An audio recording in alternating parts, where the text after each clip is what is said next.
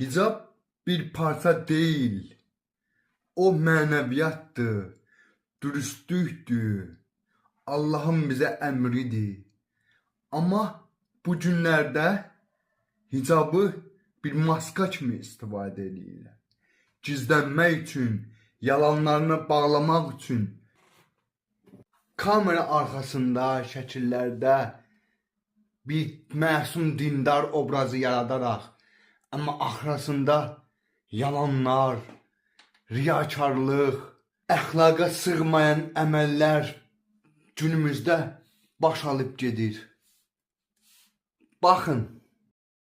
198 nömrəli Körpələr Evi uşaq bağçasının qarşısındayıq. Sosial şəbəkələrdə yayılan məlumatlarda iddia olunur ki, bu bağçada uşaqların qidalanması üçün ayrılmış ərzaq məhsulları müəssisədən çıxarılaraq mənimsənilib. İddialara görə həmin proses bağçaya təyin olunmuş əvəzedici müdürün göstərişi ilə həyata keçirilib. Yayılan görüntülərin nə zaman çəkildiyini və görüntülərdə əks olunan hadisələrin nə ilə bağlı olduğunu araşdırmağa çalışacağıq. Sosial şəbəkələrdə yayılan görüntülərdə iddia olunur ki, buradakı ərzaq məhsulları bağçadan çıxarılır, mənimsənilir. Bununla bağlı açıqlama almaq istəyirdik ki, nə dərəcə həqiqəti əks etdirir?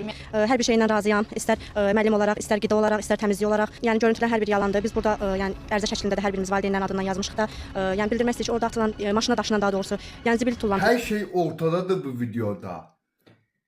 Həqiqətən yüzlərlə bağça direktorları bunları edirlər və əlimizdə görüntülər var. Bu hicabdan utanmadınmı? Və yaxud da o biri videoya baxın.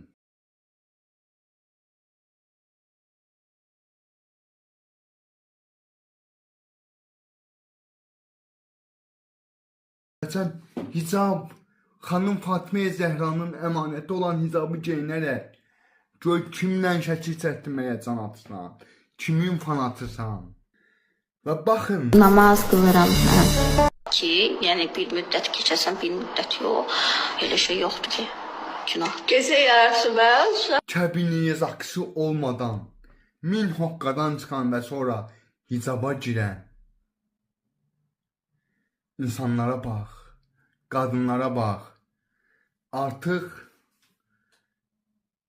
göydən buz yağması çox normaldır. Yaxşı ki alovlu daş yağmır. O da olacaq. O da olacaq. Bu əməllərlə biz hara gedirik? Mən heç kimi öz əməllərindən mühakimə etmirəm. Amma bu xətalar cəmiyyətimizi zəhərləyir. Gələcək nəsillərimizə pis örnək olur. Bunlar haqqında şərhləri və fikirlərinizi bölüşə bilərsiniz. Şərh bölməsində.